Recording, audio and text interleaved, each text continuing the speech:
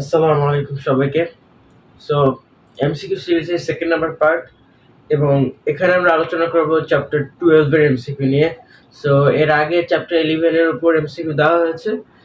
আহ, আশা করা যায় আপনারা যদি না দেখে থাকেন এটা অবশ্যই দেখবেন। সো এখন চ্যাপ্টার 12 নিয়ে আলোচনা যেহেতু করতেছি, ফার্স্টে আমরা বোর্ডে যাওয়ার আগে একটু বইয়ে যাই। বইয়ে যেসব জায়গা থেকে এমসিকিউ আসতে পারে চ্যাপ্টার 12 এর, ফার্স্ট অফ অল এখানে প্রথম পৃষ্ঠাটাই খুবই ইম্পর্টেন্ট। দেখে বুঝা যাইতেছে যে এখানে যে বিজ্ঞানী স্ট্রাসবার্গার 1875 সালে যে ক্রোমোজোম আবিষ্কার করে, তারপর ক্রোমোজোমের 2 সেট থেকে 1600 পর্যন্ত হতে পারে, মানে সেট সংখ্যা 2 থেকে 1600 পর্যন্ত হতে পারে। এবং যে ক্রোমোজোমকে ফিজিক্যাল বেসিস অফ হেরিডিটি বা বংশগতির ভৌত ভিত্তি বলা হয়, এটাও খুবই ইম্পর্টেন্ট। এবং এর সাইজ যেগুলো দেওয়া আছে ওগুলো ইম্পর্টেন্ট। আপাতত সবচেয়ে এখানে সবচেয়ে যে গুরুত্বপূর্ণ যেটা জিনিস, অ্যাডেনিন আর থায়ামিন, যেটা এই দুইটা কিন্তু ডাবল হাইড্রোজেন বন্ড দিয়ে যুক্ত থাকে, এবং অ্যাডেনিন এবং থায়ামিন ডাবল হাইড্রোজেন বন্ড দিয়ে যুক্ত থাকে, এবং গুয়ানিন ও সাইটোসিন ট্রিপল হাইড্রোজেন বন্ড দিয়ে যুক্ত থাকে। এটা ইম্পর্টেন্ট। এবং যে ডিএনএ অণুর যে ডাবল হেলিক্স, সেই হেলিক্সের প্রতিটি পূর্ণ ঘূর্ণনের দৈর্ঘ্য হচ্ছে 34 অ্যাংস্ট্রম, এবং একটা পূর্ণ ঘূর্ণনে 10টা নিউক্লিওটাইড থাকে, এবং তার মানে বোঝা যাচ্ছে পার্শ্ববর্তী নিউক্লিওটাইডের দূরত্ব হচ্ছে 3.4 অ্যাংস্ট্রম, এবং 1 angstrom is equals to 10 inverse 10 meter. এটা ইম্পর্টেন্ট। এবং এখানে যেটা স্টুডেন্টরা ধরা খায় সেটা হচ্ছে, পরীক্ষায় প্রশ্ন আসে ডিএনএ ডাবল হেলিক্সের ব্যাস কত। যখন ব্যাস বলে তখন এমসিকিউতে 34 অ্যাংস্ট্রমও দেওয়া থাকে, আবার 20 অ্যাংস্ট্রমও দেওয়া থাকে। এখন এখানে অ্যান্সার কোনটা হবে? অ্যান্সার অবভিয়াসলি 20 অ্যাংস্ট্রম হবে, বাট অনেকে 34 মুখস্থ করে গেছো, সো ওরা 34 খেতে, এটা আসলে ঠিক না।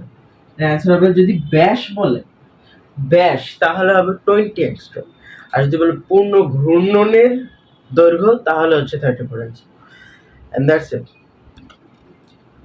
আর যেটা হচ্ছে এগুলো এমনি মুখস্থ। তারপর যেটা হচ্ছে যে অটোজোম, যে ক্রোমোজোম অটোজোম কাকে বলা হয়? এটা হচ্ছে 44টি ক্রোমোজোম, অর্থাৎ প্রথম 22 জোড়া ক্রোমোজোমকে অটোজোম বলা হয়। এটা ইম্পর্টেন্ট। এন্ড আপাতত আর সবচেয়ে ইম্পর্টেন্ট যেটা, সেটা হচ্ছে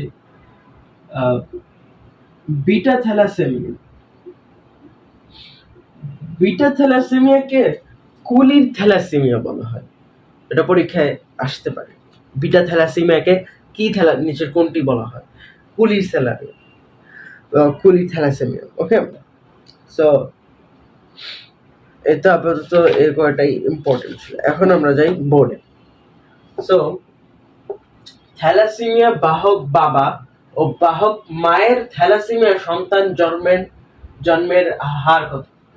অর্থাৎ থ্যালাসেমিয়া বাহক বাবা ও বাহক মায়ের থ্যালাসেমিয়া সন্তান জন্মের হার কত? এখন যদি এখানে লক্ষ্য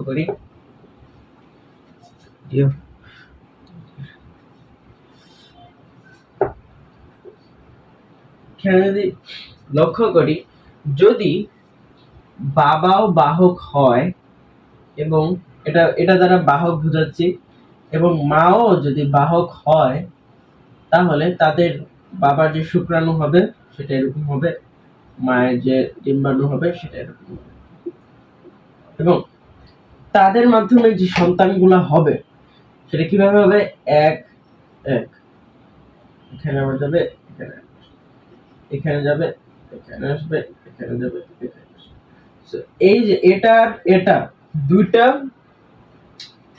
থ্যালাসেমিয়ার ক্রোমোজোম, যেটা দুইটা যখন একসাথে হবে, তখনই দুইটা থ্যালাসেমিয়ার জিন যখন একসাথে হবে, তখনই কিন্তু বৈশিষ্ট্যটা বা থ্যালাসেমিয়া রোগটা প্রকাশ পাবে।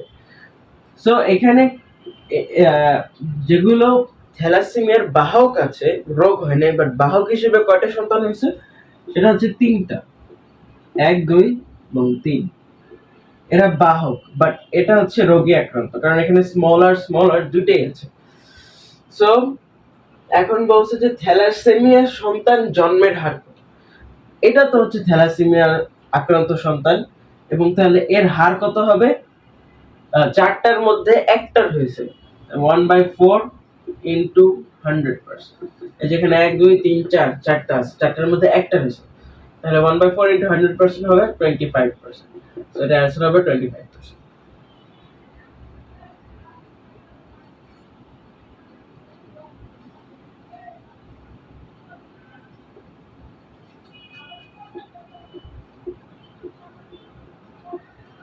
আচ্ছা, এবার সেকেন্ড নম্বর কোশ্চেন হচ্ছে বাহক বাবা ও বাহক মায়ের সন্তানদের ভেতর থ্যালাসেমিয়া আক্রান্ত সন্তান জন্মের অনুপাত কত? সো এখানে একটা জিনিস বুঝতে হবে যে এখানে চেয়েছেটা কি, বাহক বাবা ও বাহক মায়ের সন্তানদের ভেতর থ্যালাসেমিয়া আক্রান্ত সন্তান জন্মের অনুপাত কত। এখানে এমসিকিউতে অপশনে অনেক এরকম দেওয়া থাকবে 1:1:1 অর এভাবে থাকতে পারে 1:2:1। তো এটার মধ্যে কোনটা সঠিক? এটার মধ্যে আসলে এটা সঠিক। কেন? কারণ আমরা তো দেখছিলাম যে 4টা সন্তান হয়, রাইট? 4টা সন্তানের মধ্যে একটা থেকে সুস্থ, আরেকটা থেকে সুস্থ বাট বাহক রূপে থাকে, সুস্থ থাকে, এবং আরেকটা থাকে হচ্ছে থ্যালাসেমিয়া আক্রান্ত, আর আরেকটা থেকে টোটালি সুস্থ, কোনো বাহক থাকে না। ঠিক আছে? সো 1 যেটা পুরোপুরি সুস্থ থাকে আমরা 1 ধরবো, এবং এখানে যে দুইটা বাহক রূপে আছে তখন আমরা 2 ধরবো, এবং এখানে একটা আক্রান্ত, সো 1:1, 1:2:1, এটা হবে অ্যান্সার। সেটা আমরা মুখস্থ করে নিতে পারি 1:2:1। এবার আসি ইভলিউশন শব্দটি প্রথমে কে আবিষ্কার করে? উত্তর হবে হচ্ছে বিজ্ঞানী হার্বার্ট স্পেন্সার। বিজ্ঞানী হার্বার্ট স্পেন্সার।